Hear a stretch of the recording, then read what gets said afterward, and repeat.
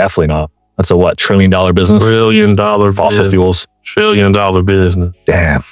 I saw you make a video on potentially buying a presidential pardon. Do you think it's possible to do that?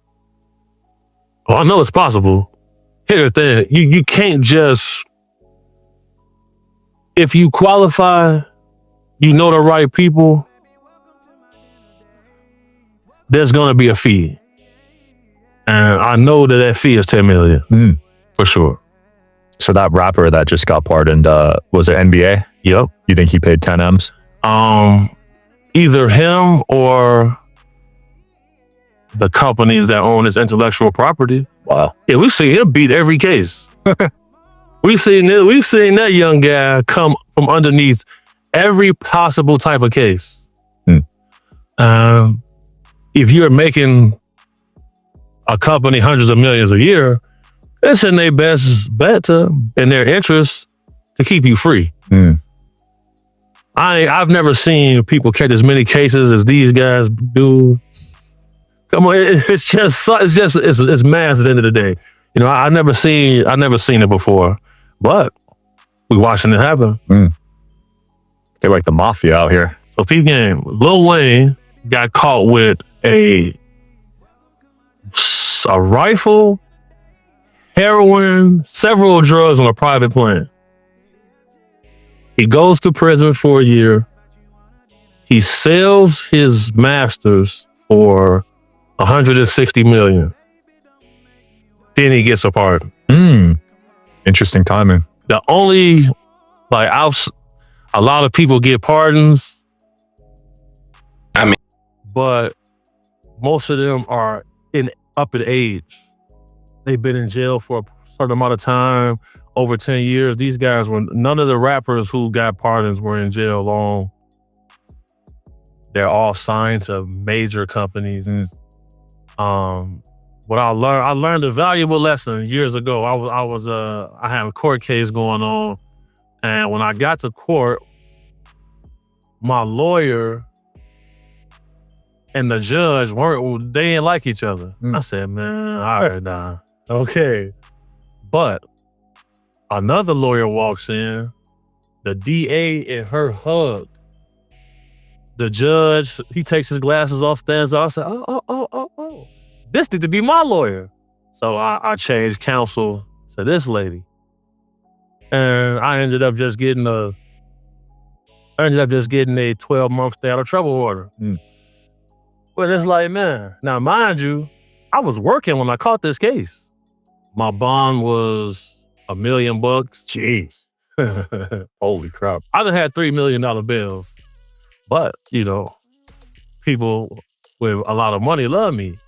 And all these cases that I had caught was me protecting people in the line of duty of my job.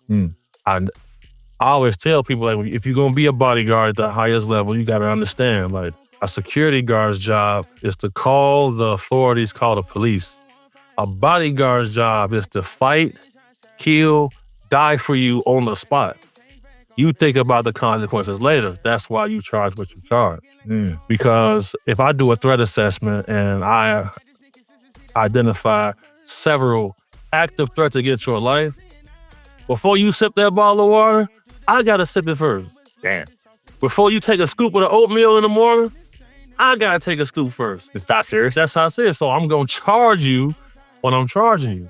And it's in the contracts that if I get arrested, protected you, contractually, you have to come get me out. So each time this happens, I don't get no jail time. Cases get thrown out, et cetera, et cetera. All of my certifications come back. License to carry. I follow certain protocols. I know the law well. Yep. If not, come on, man. You can't do this and not know the law. You can't just be a brute. You gotta have a methodical approach to everything. If not, the gray areas become dark fast. That's where I feel like you are separated from most bodyguards I've met. You got the mental game on lock. Thank you for saying that. That's what I've noticed about you.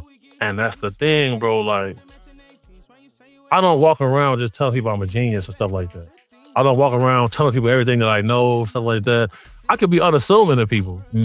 And, you know, Your mental capabilities is what's going to always separate you when it comes to everything and everybody. Because, there were guys a lot more athletic than Michael Jordan, bigger, stronger, faster. But mentally, they just wasn't on the same level with him. He was willing to do anything he had to do to win. Facts. And as we watch our society evolve, it seems like the winners are on this side, the people trying to figure it out are right here, and the guys who don't have it. You either got it or you don't. You don't think you can learn it? You can learn certain aspects of it, but when you start to get good at something, an intuitive part starts to develop. Like, you a hooper. Yeah. And as a hooper, if you've been doing it for a while, you know what spots you're good at. You know how to get to your spots. You don't have to think about every move before you do it. Yeah. That's that intuitive part about it.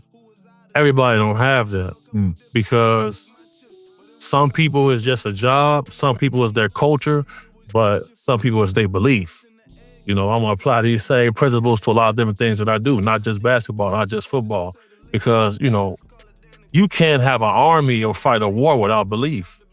The people who believe the most, they got an advantage. So if you got belief and then you got the tech aspect put together, you do the proper background, put the work in beforehand, you're going to be hard to stop. It's just the same thing all across the board. Yeah. You still think the NBA is rigged?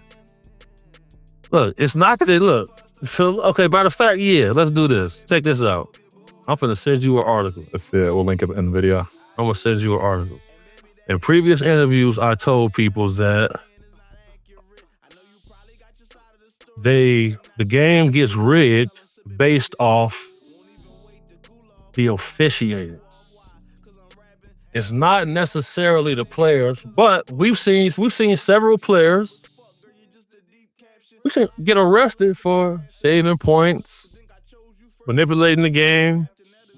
But that article I just clicked on, you said NFL. And that's an NFL. Now, people kept saying, man, it's like they cheating for Patrick Mahomes. The referees from that game are all fired now.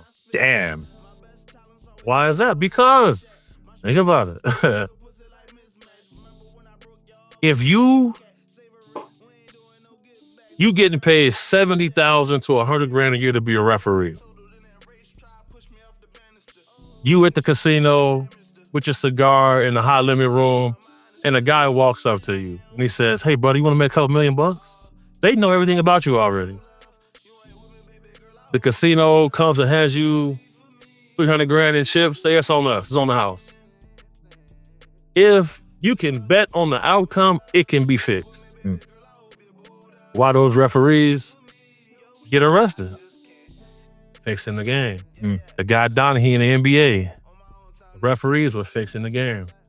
Do you remember when James Harden was at his peak? You couldn't even wave your hand by him without getting a foul. Yep, on the Rockets. Once the referees started to come under scrutiny, he couldn't get a foul call. He goes from MVP to almost 6 men. Why is that? Imagine how many millions of dollars they made during that time. Where there's smoke, there's fire. Yeah. Explain their article. Why referees getting fired? No, you're right. The sports betting market is bigger than the actual sport now. The sports betting market is bigger than the actual sport, and who never loses? The house. You go to the casino, you beat them too many times, they ban you. If you go to the casino and you win too many times, they're gonna sell you. You can't gamble here no more. Thank you so much. They're gonna escort you out. What do you mean? How many videos we see? Oh, I won for this amount of money.